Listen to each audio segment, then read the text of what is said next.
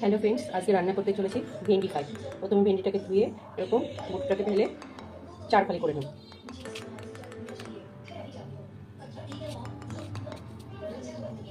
এরকম 4 ফালি করে নেব।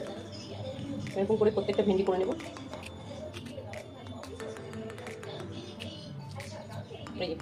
এই দেখুন, এরকম 4 ফালি করে নেব। এর মধ্যে কিছুটা সুজি মাখিয়ে রাখবো,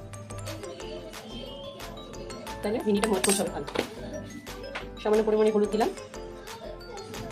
সামান্য লবণ। ভেন্ডিটাকে ভালো করে মাখিয়ে নেব, তাহলে এতে ভেন্ডির বীজগুলো সব ঝরে পড়ে যাবে। দেখুন কত বীজ নিচে পড়ে গেছে। এভাবে কিছুক্ষণ মাখিয়ে রেখে দেবো। ভেন্ডিগুলো কিছুক্ষণের জন্য সুজি দিয়ে মাখিয়ে রেখেছি। সামান্য পরিমাণে কর্নফ্লাওয়ার আর একটু গোলমরিচ গুঁড়ো ছড়িয়ে দেবো। লঙ্কার গুঁড়োও দেওয়া যায়, যে লঙ্কার গুঁড়ো খেতে ইচ্ছা হবে তাকে লঙ্কার গুঁড়ো দিতে পারেন। আমি একটু গোলমরিচ গুঁড়ো দিয়ে দিলাম। আর একটু তেল দিয়ে দিলাম, একটু তেলটা বেশি দেবেন। আমি রিফাইন তেলে ভাজা করছি।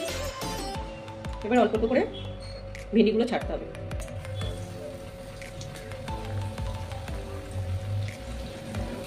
এই ভেন্ডি ফ্রাই আমার দুই ছেলে খেতে ভালোবাসে। তেলে দিয়ে প্রথমে নাড়বেন না, যেগুলো গায়ে লাগা আছে নাড়লেই সঙ্গে সঙ্গে তেলে ছেড়ে দেবে। তাই জন্য কিছুক্ষণ তেলটাকে ভেন্ডিটা দিয়ে ওয়েট করতে হবে। একসঙ্গে অনেকগুলো ভেন্ডি দেবেন না তেলে, অল্প অল্প করে দেবেন, তাহলে মজবুত হবে ভালো জিনিসটা। আর ভেন্ডিগুলো দিয়েই নাড়বেন না, কিছুক্ষণের জন্য ওয়েট করবেন, তারপর নাড়বেন। আমার 2 দিন নিরামিষ থাকে, সোম মঙ্গলবার, তাই জন্য কিছু না কিছু ভাজা করতেই হয় বাচ্চাদের জন্য।